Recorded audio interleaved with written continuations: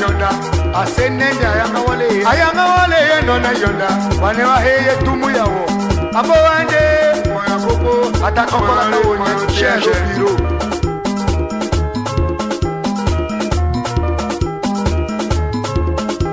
la yamba la leve chokanga la yamba la leve chokanga ubanga somadi kudushaka tabadara baba wanja mama le moyo usomadi kunju okele moyo maso apo wanje la mena na la becho mangale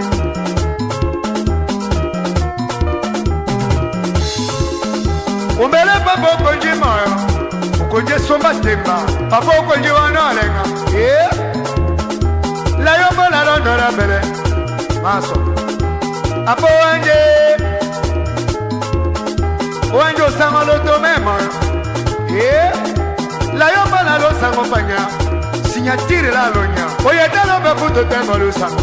oko cheta kada papa oye talo be puto tengo lo sango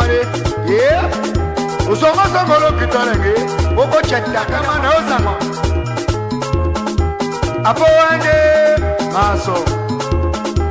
eme miloto memo $1,000 eme miloto memo ome mama dollar la putu eme américaine putu ko dolore moyo no ngada mama américaine he moyo papa lo ke manya moyo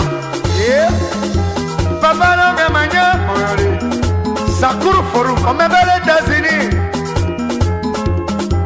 papa lo ke manya moyo aso ato me moyo lo tumula ke manyule kolo wa mamba apa michel no propo o meneli ka papa jama o mena sofu o yeta kala shanga tangole o mano asepele o kana se chiba moyo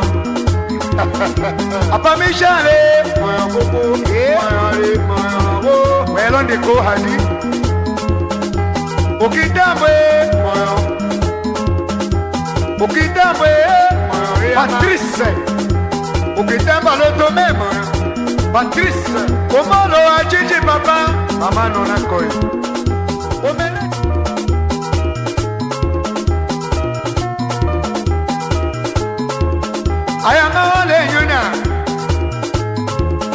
ayanga wale nona yonda asenende ayanga wale nona yonda wane wa heye tumu yawo abo wande moya koko atakokola na wonye chejo biro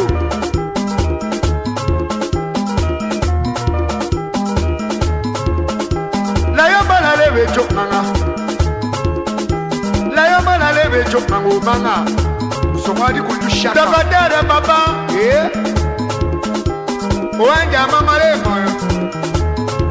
usomadi kunju okele moyo maso apo